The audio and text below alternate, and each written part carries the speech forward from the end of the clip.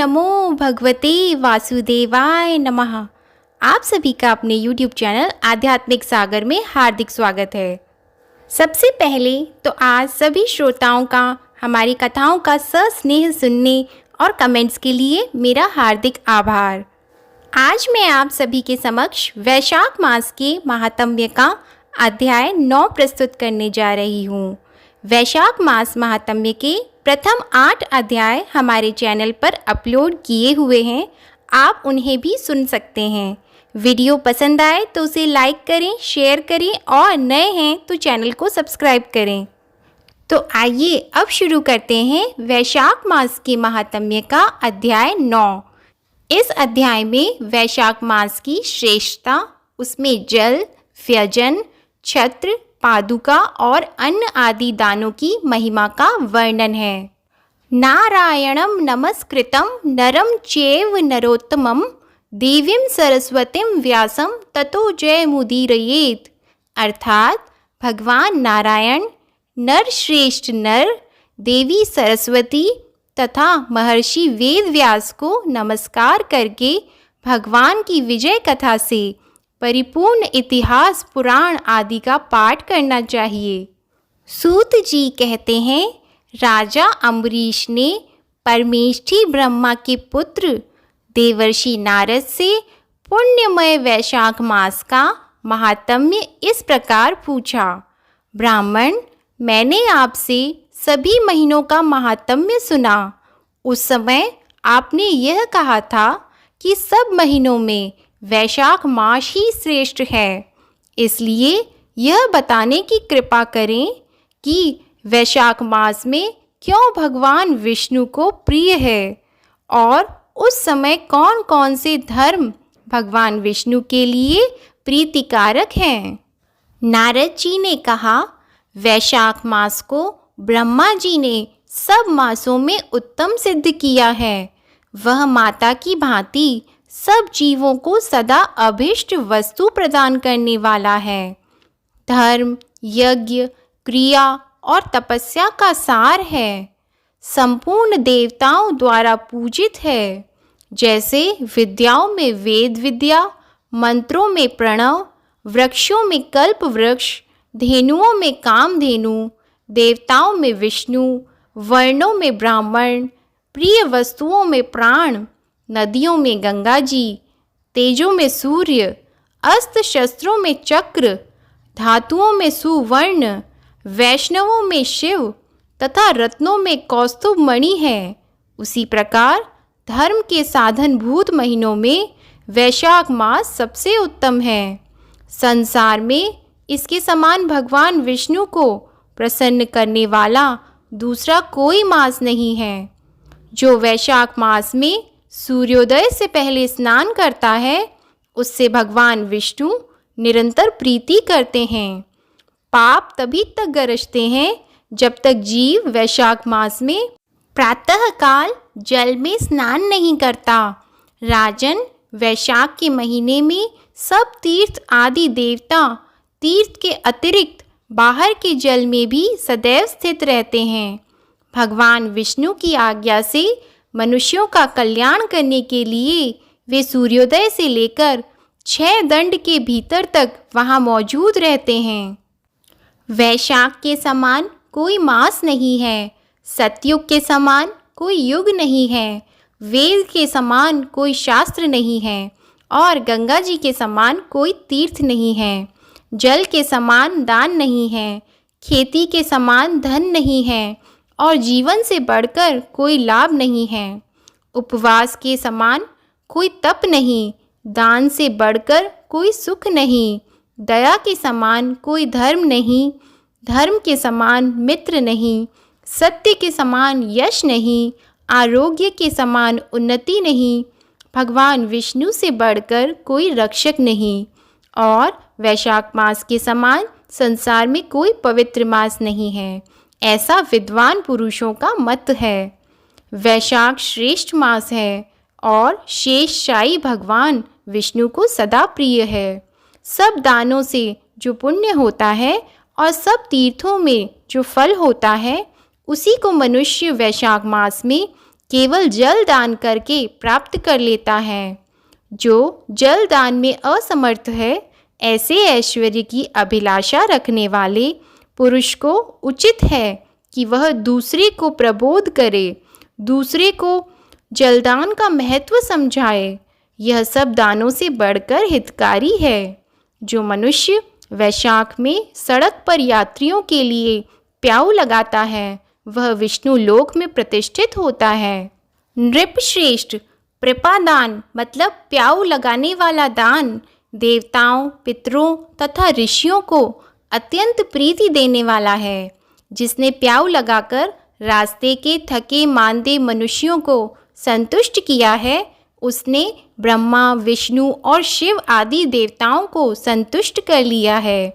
राजन, वैशाख मास में जल की इच्छा रखने वाले को जल, छाया चाहने वाले को छाता और पंखे की इच्छा रखने वाले को पंखा देना चाहिए। राजेंद्र, जो प्यास से पीड़ित महात्मा पुरुष के लिए शीतल जल प्रदान करता है, वह उतने ही मात्र से 10,000 राजसूय यज्ञों का फल मिलता है। धूप और परिश्रम से पीड़ित ब्राह्मण को जो पंखा डुलाकर हवा करता है, वह उतने ही मात्र से निष्पाप होकर भगवान का पार्षद हो जाता है। जो मार्ग से थके हुए श्रेष्ठ द्विज को वस्त्र से भी हवा करता है, वह उतने से ही मुक्त हो भगवान विष्णु का सायुज्य प्राप्त कर लेता है। जो शुद्ध चित्त से ताड़ का पंखा देता है, वह सब पाप का नाश करके ब्रह्मलोक को जाता है। जो विष्णु प्रिय वैशाख मास में पादुका दान करता है, वह यमदूतों का तिरस्कार करके विष्णु लोक में जाता है। जो मार्ग में अनाथों के ठहरने के लिए विश्रामशाला बनवाता है, उसके पुण्य फल का वर्णन किया नहीं जा सकता। मध्याह्न में आए हुए ब्राह्मण अतिथि को यदि कोई भोजन दे तो उसके फल का अंत नहीं है। राजन, अन्नदान मनुष्यों को तत्काल तृप्त करने वाला है, इसलिए संसार में अन्न के समान कोई दान नहीं है। जो मनुष्य मार्ग के थके हुए ब्राह्मण के लिए आश्रय देता है, उसके पुण्य फल का वर्णन किया नहीं जा सकता। भूपाल, जो अन्नदाता है, वह माता पिता आदि का भी विस्मरण करा देता है, इसलिए तीनों लोक के निवासी अन्नदान की ही प्रशंसा करते हैं। माता और पिता केवल जन्म के हेतु हैं, पर जो अन्न देकर पालन करता है, मनीषी पुरुष इस लोक में उसी को पिता कहते हैं। नारद जी कहते हैं, वैशाख मास में धूप से तपे और थके मांदे ब्राह्मणों को श्रम नाशक सुखद पलंग देकर मनुष्य कभी कभी जन्म मृत्यु के आदि के क्लेशों से कष्ट नहीं पाता।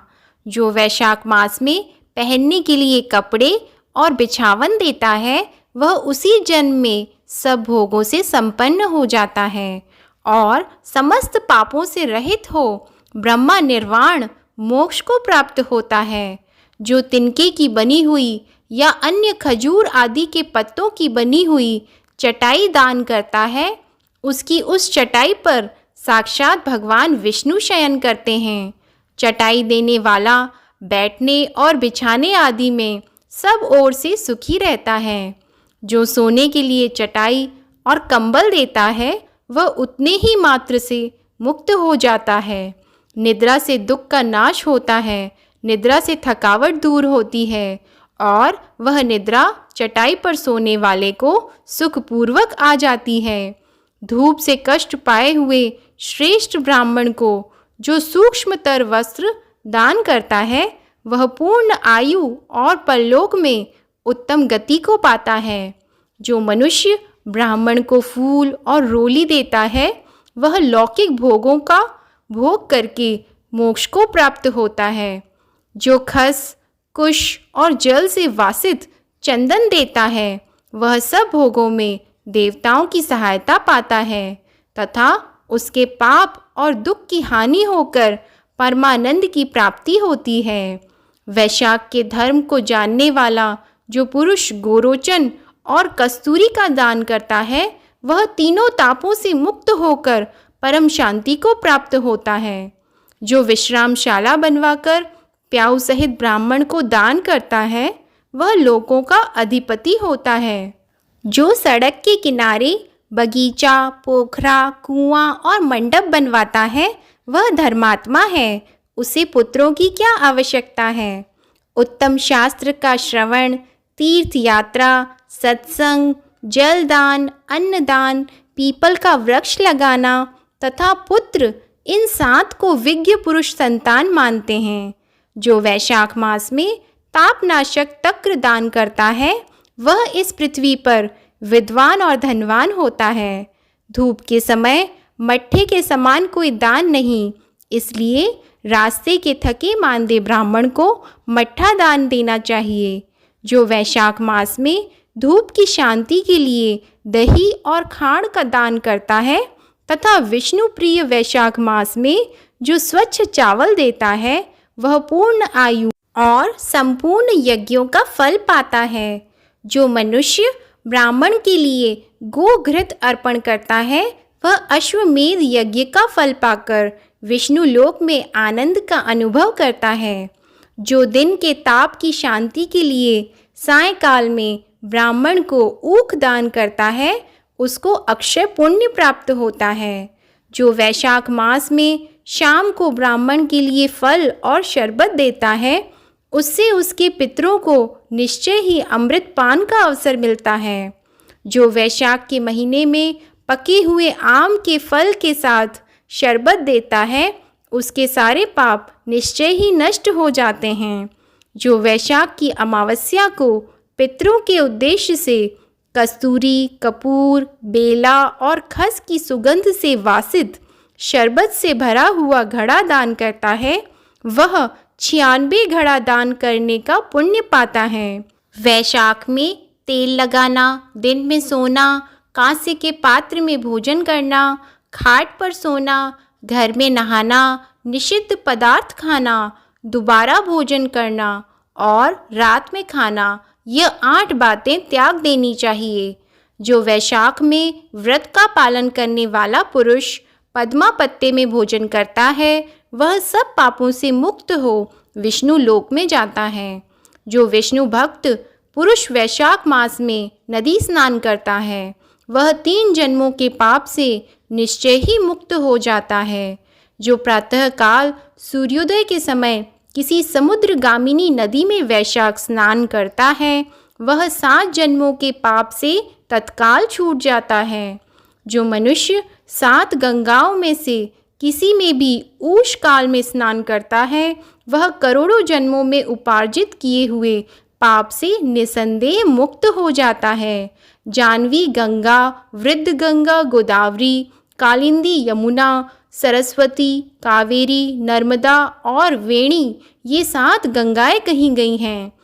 2 वैशाख मास आने पर जो प्रातःकाल बावलियों में स्नान करता है उसके महापातकों का नाश हो जाता है।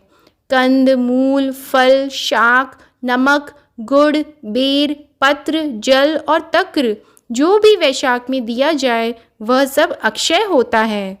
ब्रह्मा आदि देवता भी बिना दिए हुए कोई वस्तु नहीं पाते। जो दान से हीन है वह निर्धन होता है। अतः सुख की इच्छा रखने वाले पुरुष को वैशाख मास में अवश्य दान करना चाहिए।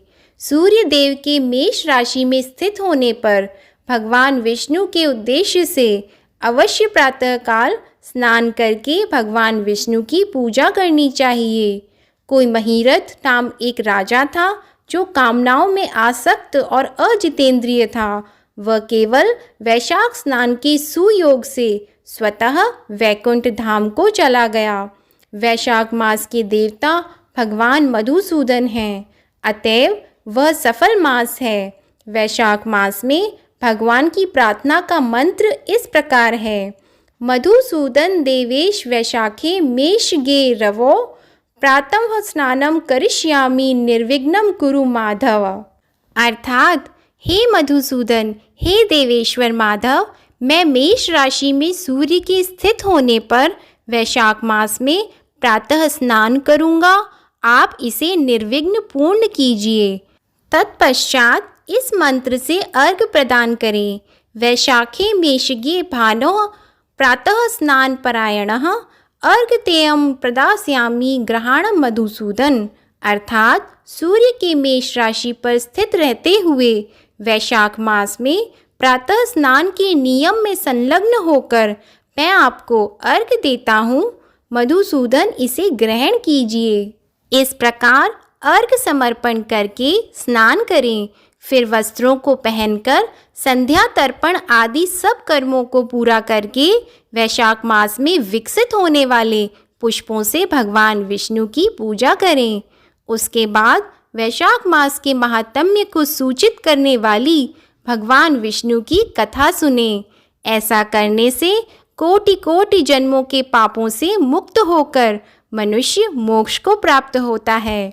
यह शरीर अपने अधीन है, जल भी अपने अधीन ही है, साथ ही अपनी जीवा भी अपने वश में है। अतः इस स्वाधीन शरीर से स्वाधीन जल में स्नान करके स्वाधीन जीवा से हरि इन 2 अक्षरों का उच्चारण करें। जो वैशाख मास में तुलसी दल से भगवान विष्णु की पूजा करता है वह विष्णु की सायुज्य मुक्ति को पाता है। अतः अनेक प्रकार के भक्ति मार्ग से तथा भांति भांति के व्रतों द्वारा भगवान विष्णु की सेवा तथा उनके सगुण या निर्गुण स्वरूप का अनन्य चित्त से ध्यान करना चाहिए। जय श्री कृष्णा। ओम श्री भगवते वासुदेवाय नमः। आज की कथा समाप्त हुई। आप सभी पर भगवान विष्णु और माता लक्ष्मी की कृपा सदा बनी रहे और आप सभी को वीडियो पसंद आए तो उसे लाइक करें, शेयर करें और चैनल को सब्सक्राइब करें। कमेंट सेक्शन में ओम नमो भगवते वासुदेवाय नमः लिखना ना भूलें। अन्य कथाएं सुनने के लिए हमारे चैनल आध्यात्मिक सागर को सब्सक्राइब करें और बेल आइकन को भी दबाएं। धन्यवाद।